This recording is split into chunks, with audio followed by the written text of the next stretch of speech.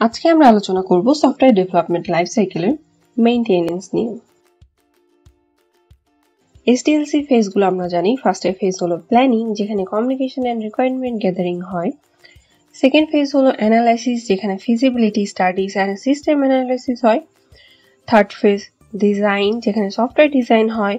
Fourth phase হলো coding and testing, যেখানে coding then testing হয়। আর ফিফথ ফেজটা হলো ইন্টিগ্রেশন এন্ড ইমপ্লিমেন্টেশন, যেখানে ইন্টিগ্রেশন এন্ড দেন ইমপ্লিমেন্টেশন হয়। আর সর্বশেষ ফেজ হলো কি মেইনটেনেন্স, যেটা আজকে আমাদের টপিক, যেখানে কি হবে operation and maintenance and disposition. তাহলে আমরা দেখি অপারেশন এন্ড মেইনটেনেন্সে কিভাবে কি হচ্ছে। This phase confirms the software operation in terms of more efficiency and less errors. এই ফেজটা কি করছে? এই ফেজটা কনফার্ম করছে যে সফটওয়্যার কি মোর এফিসিয়েন্ট হবে আর লেস এররটা হবে। আর if required, the users are trained on or aid with the documentation on how to operate the software and how to keep the software operational.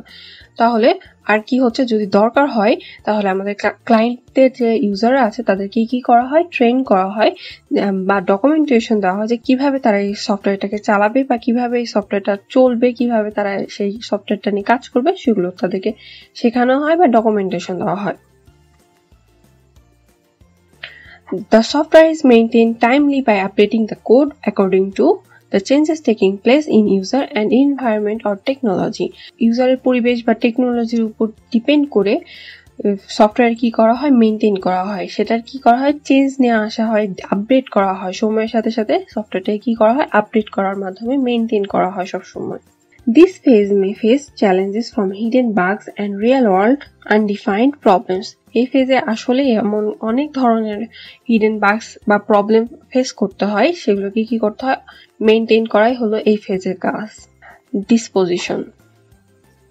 As time elapses, the software may decline on the performance front.